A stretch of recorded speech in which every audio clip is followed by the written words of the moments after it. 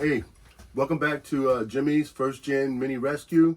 I'm Jimmy, and today is actually going to be another series on the Subaru Forester. The last video on the Forester, I changed the front wheel bearings, and the one on the passenger side was the one that was horrible. However, there was a line I wrote down there that I discovered something else, and that is that the bushings on the lower control arm on the driver's side was seemed bad. So I'm going to change both of them, the front lower control arms, as well as both sway bar links, the end links on the sway bar. I also have the steering control, but I'm not going to change those today. I'll actually have a shop do that and then do the alignment at the same time. I already have an appointment for that. So what I'm going to do is change that. I'm going to show it to you. As you can see, my surroundings, I'm back at home. So I'll be doing this outside on the gravel driveway. And I'm going to show you how you can do that by yourself. And there's some caveats in that. There's some things that when you torque down the bushings, the car needs to be on the ground. Well, luckily the Subaru Forester has an 8.5-inch clearance, but I'm going to show you how you increase that safely to be able to do this job without a lift or a rack, as would be. You would have the tires on a rack and lift it up. You can stand under there and tighten it down because it has to be torqued with all the weight of the car on the wheels. I'll show you how to do that as well. Before I get started on that, I'm going to read today's fortune and get that out of the way. Today's fortune is, if your cookie is in 2 pieces, the answer is yes. In a book, that doesn't really seem to go. So I guess this one makes more sense with the fortune cookie when you break it. But go ahead and break a cookie and eat it, and if it's in more than 2 pieces, then the answer might be no. But if it's in 2 pieces, the answer is yes. So anyway, I'm going to go out here, get you started. I'm going to show you what you missed, because I did do one thing before getting started. All right. Okay, real quick. The only thing you really missed is that I got the car sitting on ramps. I used the Rhino ramps that I have bought in the front, wildlife, and I borrowed my neighbor's ramps for the back. Now, we're fortunate the Subaru Forester has 8.5 inches of ground clearance, so I was able to put the ramp behind the front wheel and behind the back wheel and drive in reverse up the ramps. All that does is put the front of the ramp in front of the car, so I have more space right here. I still have to jack up the car to take the wheel off to change the lower control arm. However, the ramp won't be in my way. I will put it on jack stands. I got my jack here, and just to show you, we went with Moog, M-O-O-G, lower control arms, and we also got the sway bar links. I got 2 of these. The other one's on the other side, just sitting on the ground. I didn't do it yet. The original Subaru part, just this by itself, was $256, I think. Whereas I got 2 of these, the sway bar end links, and 2 of the steering control bushing things, ball joints, for what is it, tie rod ends? Yeah, I got those 6 pieces for about $265. Moog is good quality. Right now, this car has, let me check the mileage.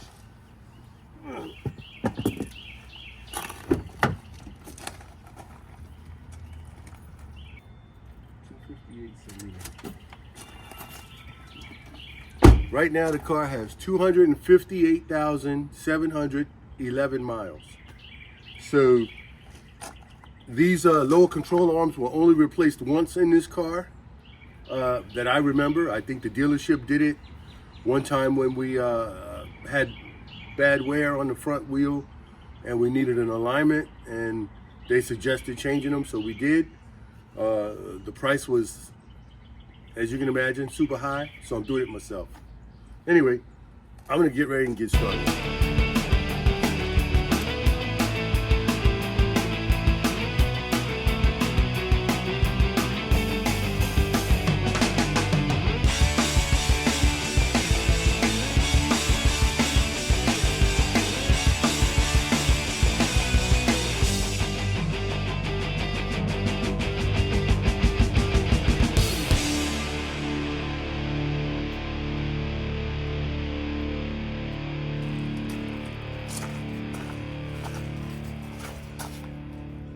Okay, I'm gonna get you guys inside and under so I can show you what I gotta do.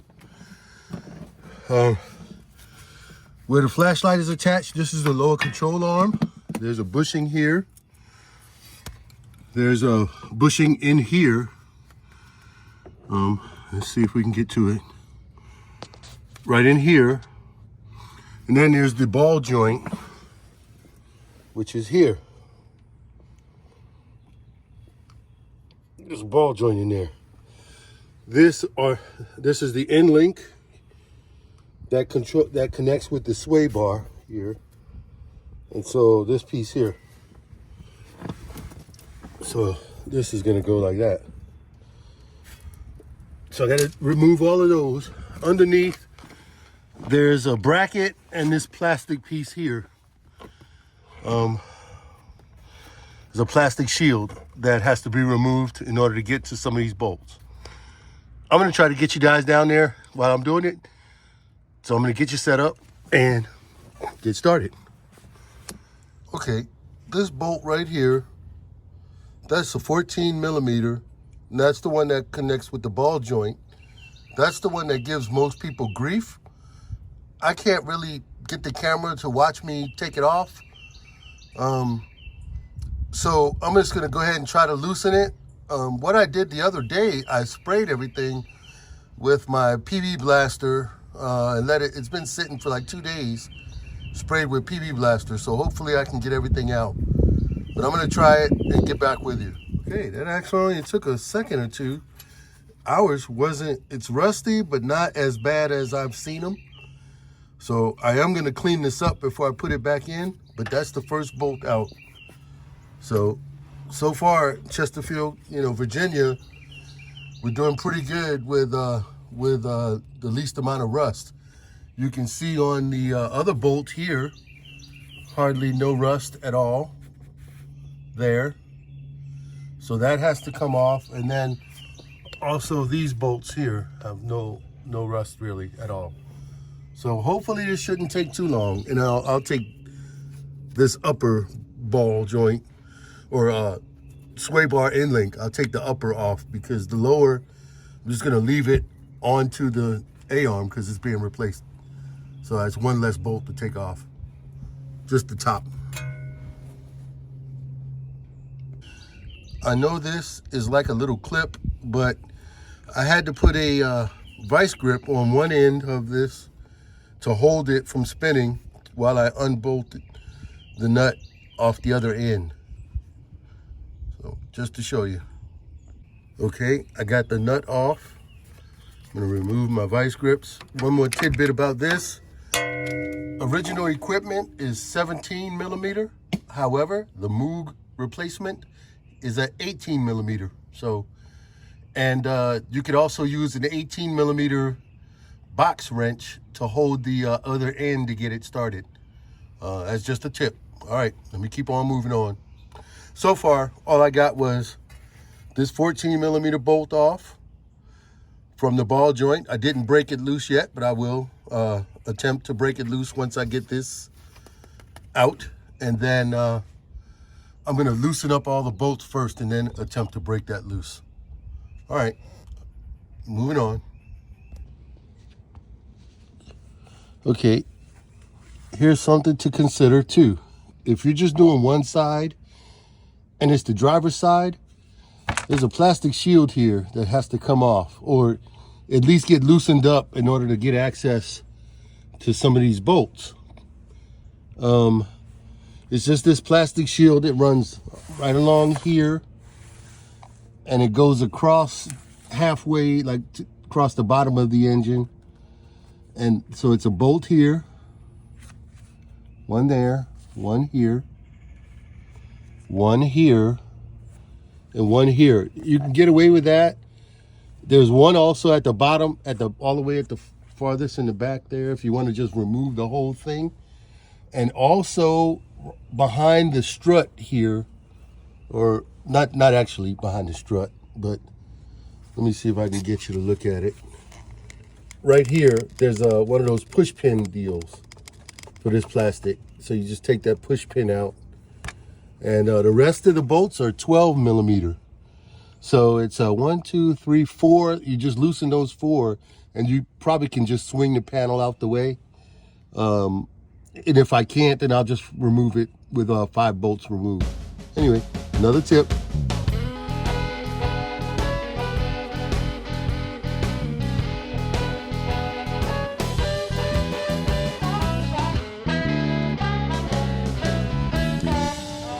Okay, I just realized all the way at the back there's another push pin clip, but I left that in place. So I took apart the 5 bolts and just spun it around out of the way.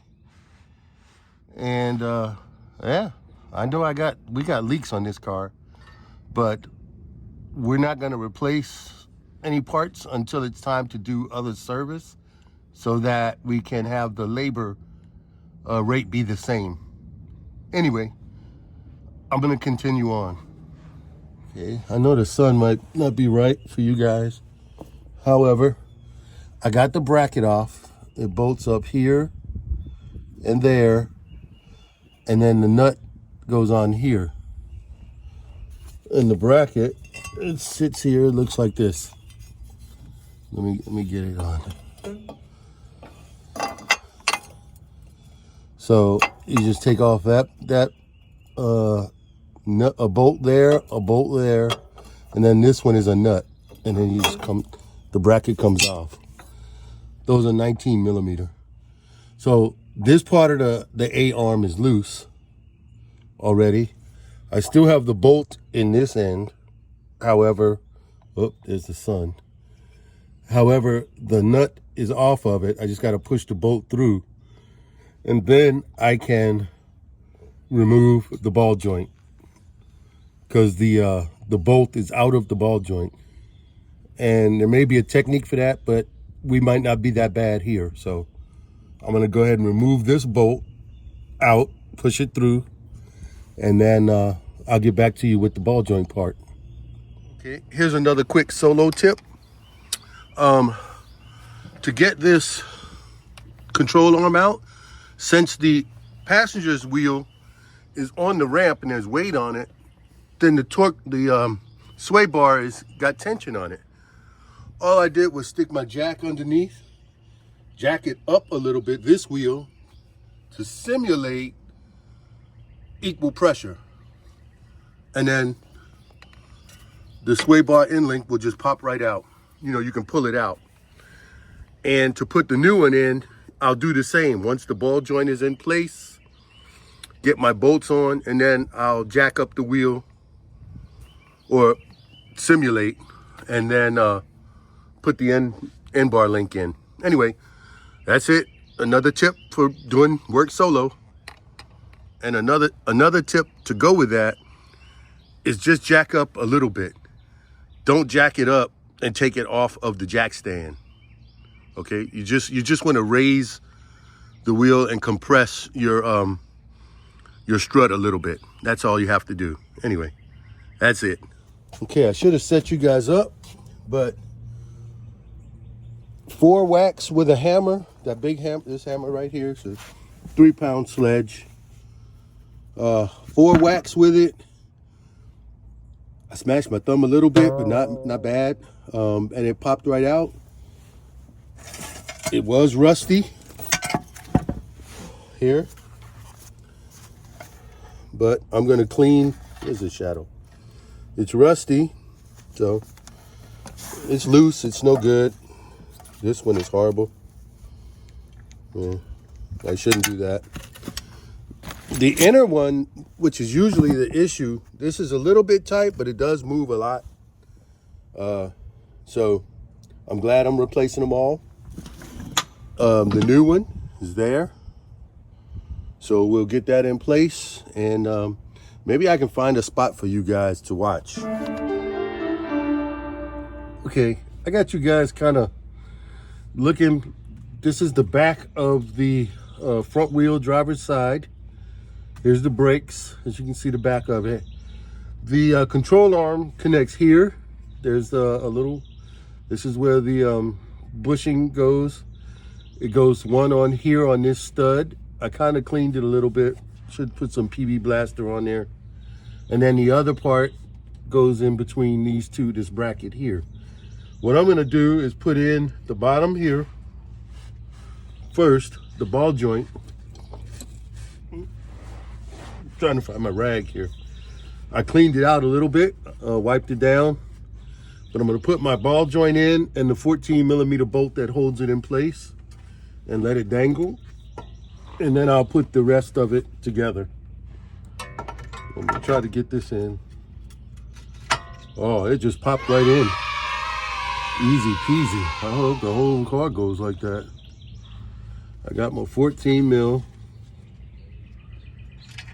Go all the way through, and oh, just so you'll know, I also, you can see here, I cleaned off the bolt. It was a little bit rusty. I cleaned it off while you guys wasn't looking. Once I get this 14 in, I'll be able to let it go, and it won't fall on me.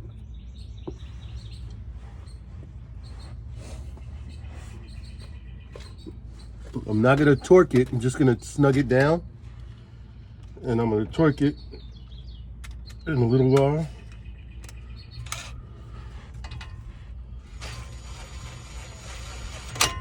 Okay, so now at least it's safe. This is as low as it's going to go. It's not going to hit me in the head.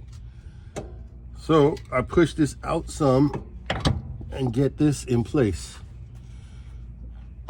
You get this over here, and then you're going to use some pry bar and some tapping and all kinds of maneuvers to get this in place. I got a rubber dead blow, like a rubber hammer I can use.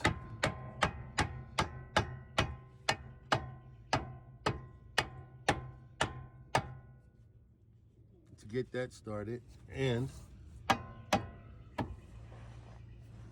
get this somewhat in place.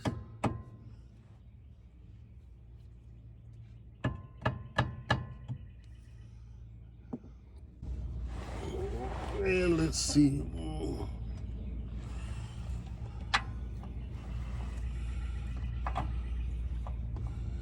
Not quite lining up yet. Let's see where we're working with here. Oop.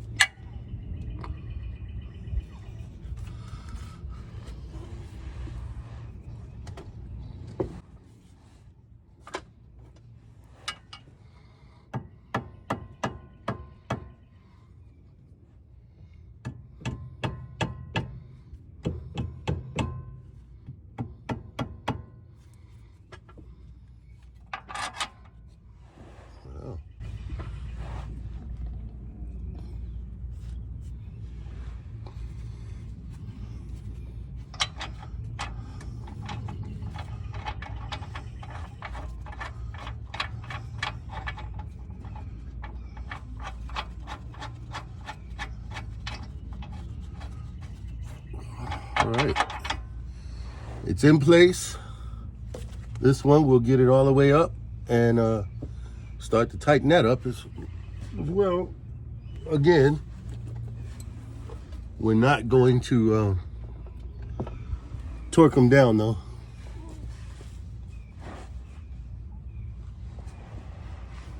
They're magic hammers. They disappear as soon as you use them. Okay, I think that's in the spot. The sun is in my face every time I turn this way. But okay, that's okay.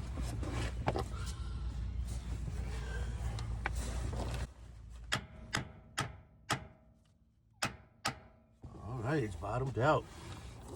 So now it's a matter of putting the bracket on and tighten that down.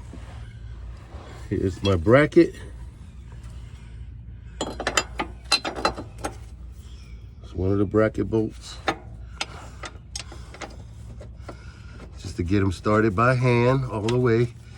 You don't want to cross thread these. These go into the frame. So you always start them by hand as much as you can. Of course, not tight all the way because you got to get all the bolts in place. Ooh, sun is just in my eye.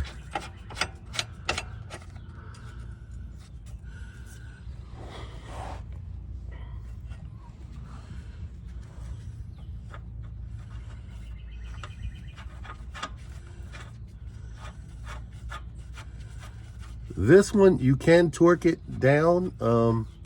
It's the sleeve and it doesn't move.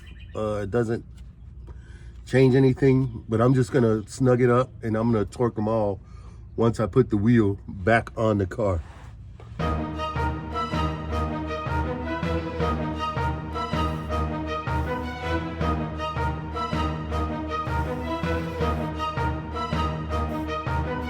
I've got my torque specs written down.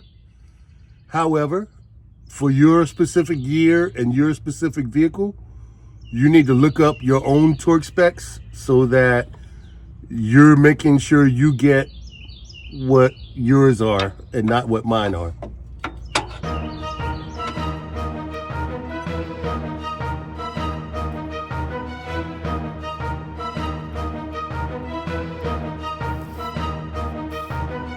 It up on this bracket, there's no real torque specs, so I'll give it a couple of good, you know, with the long extension breaker bar, a couple of good tight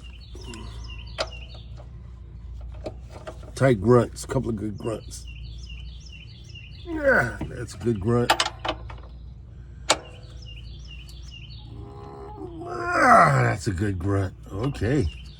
So I can and I will put the the plastic sheet cover thing back over. I don't know why I'm gonna wipe this oil, but I'm gonna wipe it. We've got like two major oil, not major, but two decent oil leaks on this car. However, the front case thing that covers the entire front of the car is leaking on the bottom passenger side. And of course that drips right onto the exhaust pipe over here. You can't see it just out of view. But yeah, so that's a dealership thing. I'm not gonna even attempt that. But it's leaking way over here. Kind of get you. It's over here. This is the exhaust pipe. And the front of the engine is right here under all this plastic. And where they put the two pieces together, the front end on the engine block. Some of the cars got that leak, some of the Subarus, and some of them don't. But it's a known thing, but it's not a safety thing, so there was never a recall on it. So if you got a car that has that leak, you either pay to fix it, and it's a couple of grand to fix. However, if you do it in conjunction with your a time and change service, then the labor, you know, it's the same labor. So that's what we're gonna do. I don't know when we're gonna get the time and change serviced on here, but probably sometime this summer while Sharon is driving the convertible, which she happened to be driving today. Anyway, I'm gonna continue on. You guys hang with me. Okay, I had spun this plastic cover out of the way, so now I can put it back because it doesn't block anything that I have to torque down. So I'll be able to put it back, and I'll still be able to reach this bolt to torque. I'll be able to reach this one to torque, and of course over here to torque. So, which is just out of your view.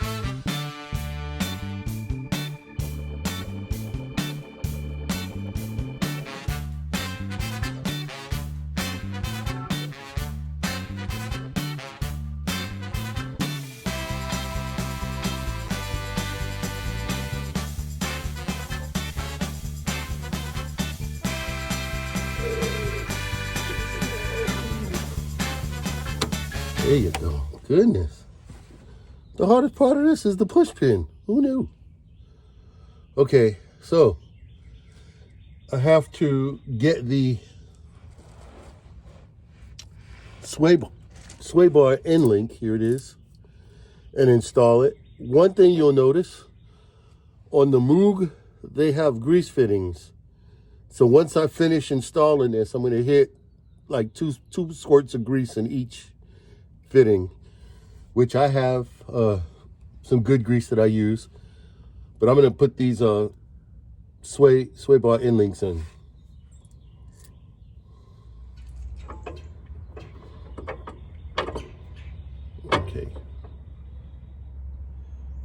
Okay, we'll jack it up and get the other side, the other end of the sway bar link in.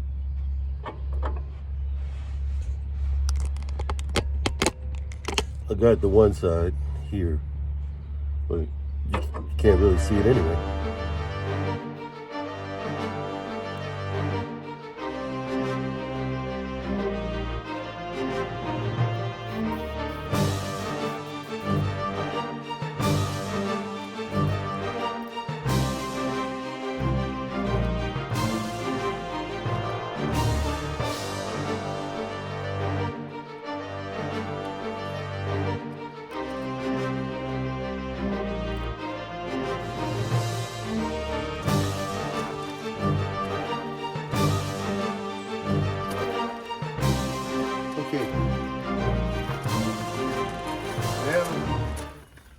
I can slide underneath and I can torque because all of the weight is on the car. But I'm, what, about 8 inches higher than normal. So if you're a smaller guy, you probably can fit under the Forester. But, so I just got 2 things to torque under there. You guys won't see it because it's too tight under there, but just know that I'm torquing, well, let me show you on the,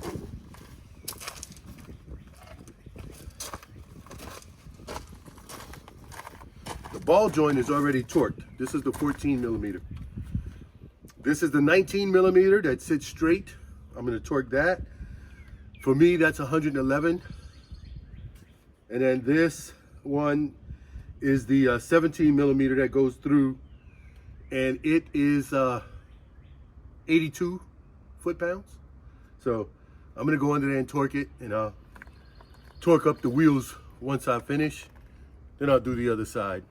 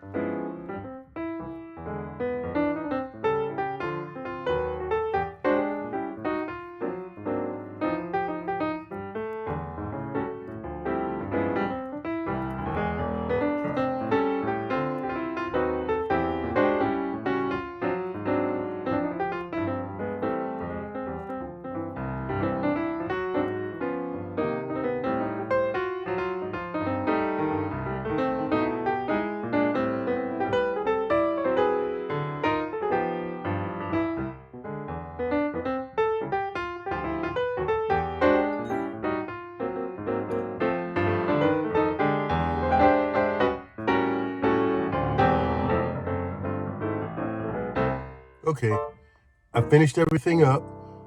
I got the car back on the ground. They're not on the ramps anymore. I torqued everything to spec while it was up on the four ramps, so it still had the whole entire weight on the car when I did the torque specs. Yeah, all in all, it took about, I would say, 1 hour to do it. The way I did it on the ground. There's no real specialty tools. If you do use the Moog, they are 18 if you're replacing the sway arm ends. But if you're not, then you use 17 with the OEM equipment. Anyway, I'm going to go for a test drive. I got to get on the highway. I'm not going to film because that's not safe. And I'm going to go over 70. So I got to get on the interstate, actually. So, because, yeah. So anyway, I'll let you know how it goes when I get back. Okay, y'all. I made it back from the test drive.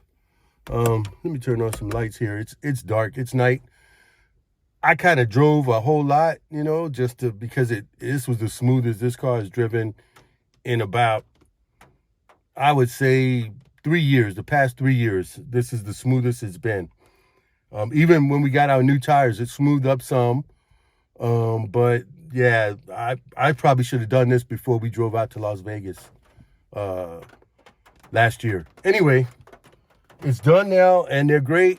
We'll get the front end alignment. Even the steering wheel straightened up a little bit, but we'll get the front end alignment and the ball joint, not the ball joints, the tie rod ends replaced. I got an appointment next week and get that done. So I'm going to close this one out. It's like I said, smooth.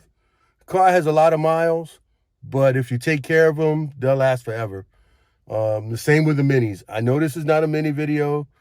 I know you mini people are chomping at the bits to see me remove the engine and transmission from the parts car, as well as get to work on changing the clutch out of the blue and white mini. I promise I'm going to get to that. Some of you know that I have another channel. It's Jimmy's Neighborhood Bees, because I'm a beekeeper, and this is prime bee season here. For me, it's just now, the end of March, 2023. So, you know, you got swarming season, you got bees trying to reproduce. I caught an actual swarm. Those are all things for the bee channel. Go visit that. And I have to do those things as well, because they go by nature. They go by the sun and the weather. So I can't get behind in those things. Car stuff I can put off for a day or two.